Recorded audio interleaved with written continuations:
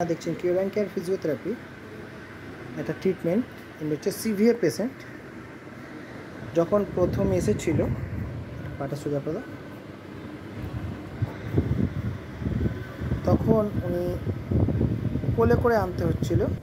আজকে দেখুন আস্তে আস্তে নিয়ে আসা হচ্ছে, এবং এটা হচ্ছে মেনলি ভুল ফিজিওথেরাপির জন্যই এই জিনিসটা হয়েছে। এনার প্রায়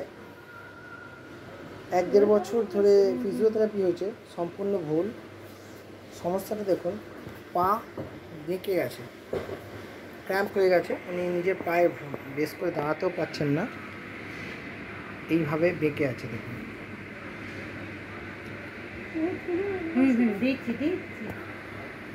সে মানুষকে কিন্তু আস্তে আস্তে আমাদের কাছে জাস্ট 4-5 দিন আসছেন, আমরা ট্রিটমেন্ট করছি। দেখুন, এই ট্র্যাকশান দেওয়া হয়েছে, ট্র্যাকশান দিয়ে কিছুটা লাইট ট্র্যাকশান, মাত্র 5 LB, মানে 2 কিলোর সামথিং ওজন দেওয়া হয়েছে। কেজি দিয়ে ওজন দিয়ে সামান্য ট্রাকশান দিয়ে রাখা হয়েছে, তাতে কিন্তু আস্তে আস্তে রিকভারি হচ্ছে। এইভাবে কিন্তু করা হচ্ছে। আস্তে আস্তে আমাদের দেখানো হবে কিভাবে এই রিকভারি স্টেজে আসছে। দীর্ঘদিন এই কাজ ধীরে সুস্থে করার জন্য এনার একটু বাচ্চা সুলভ মনোভাব হয়ে গেছে, সবসময় লাগছে লাগছে বলে যাচ্ছেন, এটা এনার স্বভাব হয়ে গেছে। যেহেতু বাড়িতে বসে বাড়ির লোক দেখছেন, করছে, সেই কারণটার জন্যই এই সমস্যাটা হয়েছে।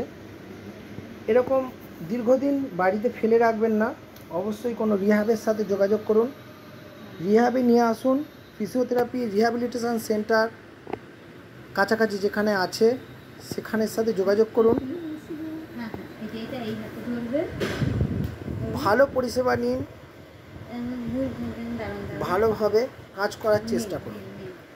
অবশ্যই যাদের সে সমস্যাগুলো থাকবে সেগুলো থেকে রিকভারি করা যাবে। দেখুন কিভাবে প্র্যাকটিস করছে। রিহ্যাবে এই পুরো সেট আপ থাকে, যার জন্য এই কাজ পুরোপুরি ঠিক হওয়া সম্ভব। কিন্তু যদি এই দীর্ঘদিন ধরে বাড়িতে ফেলে রেখে এই ট্রিটমেন্ট করা হয়, তখন কিন্তু পুরোপুরি রিকভারি করা খুব কঠিন হয়ে দাঁড়ায়। বাড়িতে ফিজিওথেরাপি করুন, ফিজিওথেরাপিস্টকে দিয়ে ফিজিওথেরাপি করান।